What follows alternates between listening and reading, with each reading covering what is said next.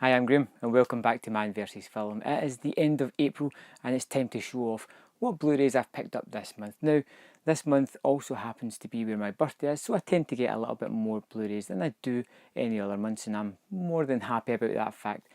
So let's just jump in with some masters of cinema that I picked up this month. First up is the terrific Hard Times starring Charles Bronson and James Coburn.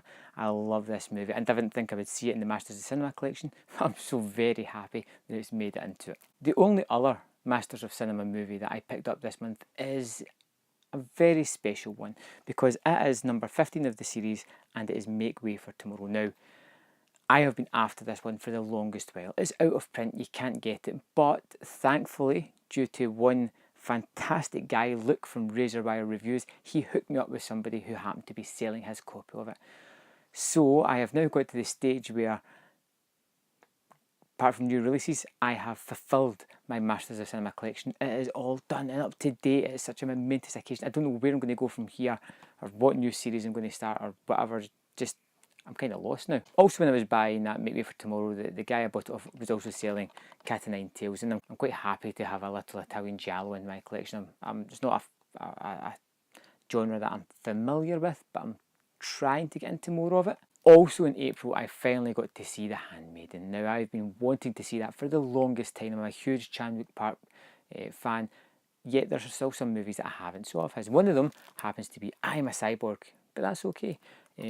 Sounds very interesting, unlike some of his other materials, so I'm quite interested to check this one out. One that I have saw is his movie Thirst, which is a sort of vampire movie with a twist, as it always is with Park.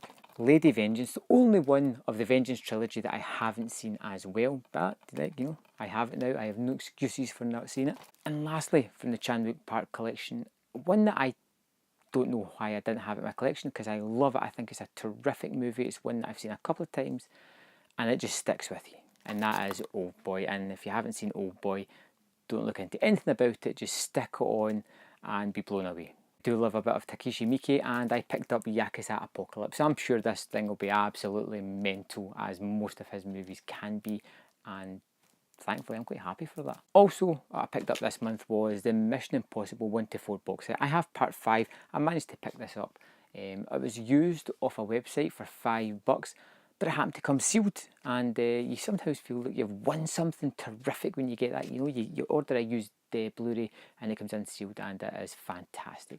So it's movies that I do quite like. I needed to add them to the collection because I really like part 1 and 4. 2, 3 is okay, but for pretty much like $125 a movie, why wouldn't I want it? I love the Arrow box sets, and they do release like amazing sets, and I love the fact that the time and care they put into them. One that I managed to pick up was Death Walks Twice. Now this comes with 2 movies and it comes with a massive booklet. It's loaded with extras, and I managed to pick this up at a reduced price, which makes me even happier. Now usually I end up my videos with the steelbooks, but we'll move on to why I'm not doing that in a minute. But the one steelbook that I did pick up this month, and it is a biggie, is Rogue One, a Star Wars story. I loved this movie. I loved it more than I thought I was going to. I think it's better than The Force Awakens. I think it's a terrific addition to the Star Wars series, and I am also happy to have that super cool steelbook added to this fine collection. I talked to Luke from Razor Wire Reviews the other day, and I said I was interested in this series, the Indicator series, and he was like, "Yeah, you don't need to get them all, just pick whatever ones you like out of it." But I'm a compulsive buyer. I can't just work like that. I need to have them all. So I started a new series, and that was the Indicator series. So here's some of the movies I picked up for this new label. Now, anything that starts off its series with a John Carpenter movie is going to get me hooked. Christine is something I love. I love that part where it fixes itself. It's kind of hokey story, but it's John Carpenter at his peak era, you could say, and I think it's terrific. A Brian De Palma movie that I haven't saw, again from Indicator, as all these movies will be, is Body Double. I've heard really good things about this. I like some of De Palma's output, some of it I'm just not too keen on. This seems like the kind of stuff that I do like, so again, it's another genre-specific movie into this Indicator series. Guess Who's Coming to Dinner is a movie that I saw a long while ago, and I remember liking it, but I can't really remember too much about it, which is why I'm quite happy to see some of the extras that comes with this. They're outstanding. These Indicator box sets are just out of this world. I really like them already.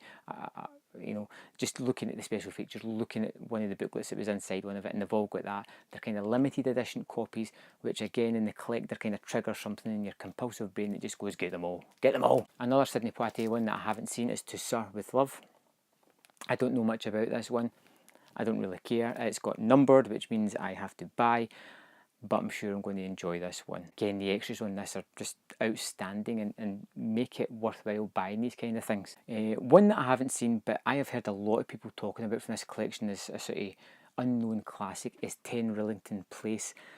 I don't know too much about this. I think it's based on a true story, and from what I can tell, Richard Attenborough has a terrific performance in it, and it's a story that needs to be seen to be believed, kind of horror-centric, but a true life horror story.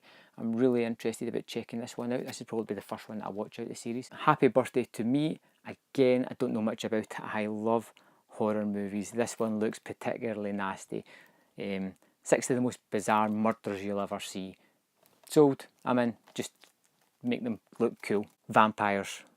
John Carpenter again.